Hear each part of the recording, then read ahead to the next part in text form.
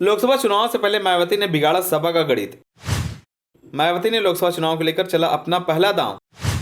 सपा का गढ़ कही जाने वाली कन्नौज लोकसभा सीट पर उतारा कद्दावर मुस्लिम चेहरा। मायावती ने कन्नौज से अखिलेश की बढ़ा दी मुश्किलें। कन्नौज से एक बार फिर अखिलेश को चुनाव जीतने में आएगा पसीना।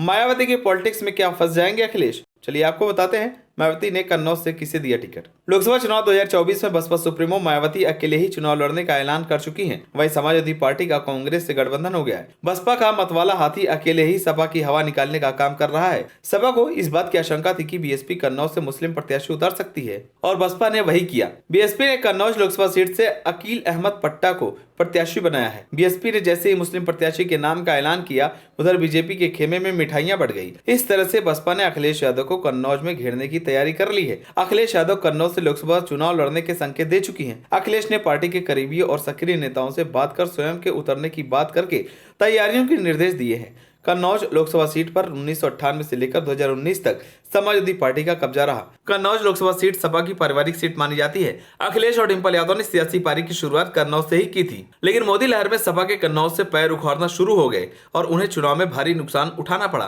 बीजेपी ने कन्नौज से एक बार फिर से सुब्रत पाठक को प्रत्याशी बनाया है, लेकिन मायावती के एक दांव से कन्नौज की लड़ाई त्रिकोणी हो गई है। कन्नौज लोकसभा क्षेत्र के रसूलाबाद में रहने वाले अकील अहमद पट्टा को बीएसपी ने प्रत्याशी बनाया है। इनकी पत्नी सुल्ताना बेगम ग्राम प्रधान रह चुकी हैं।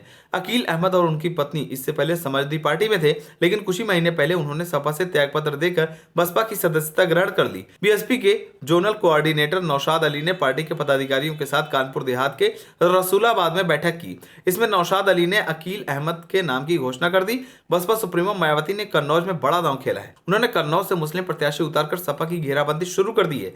बीएसपी के मुस्लिम प्रत्याशी उतारने से बीजेपी को संजीवनी मिल गई है। अकील अहमद के आने से बीजेपी के खेमे में खुशी की लहर है, तो वहीं सपा के खेमे में हलचल तेज हो गई है। कन्नौज में बड़ी तादाद में मुस्लिम वोटर हैं। यदि मुस्लिम वोटर सपा और बसपा के बीच बढ़ता रहा तो इसका सीधा फायदा बीजेपी को मिल सकता है, वहीं सपा को भारी नुकसान उठाना पड़ सकता है। आपको बता दें कि सपा के दिग्गज नेता अकील अहमद को नजरअंदाज करते रहे, इसकी वजह से उन्होंने बीएसपी ज्वाइन कर ली थी। आज वही अकील अहमद सपा के लिए गले की फांस बन गए हैं।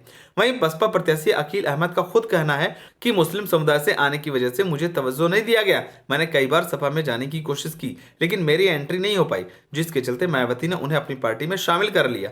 फिलहाल कन्नौज से एक बार फिर समाजवादी पार्टी की मुश्किलें बढ़ती दिखाई दे रही है। अब देखने वाली बात होगी कि कन्नौज सीट किसके खाते में जाता है, सपा या बसपा। आप सभी को क्या लगता है, कन्नौज से कौन सी पार्टी जीत हासिल कर पाएगी? हमें कमेंट कर जरूर बताएं। अगर आप नए तो हमारे चैनल को सब्सक्राइब करें।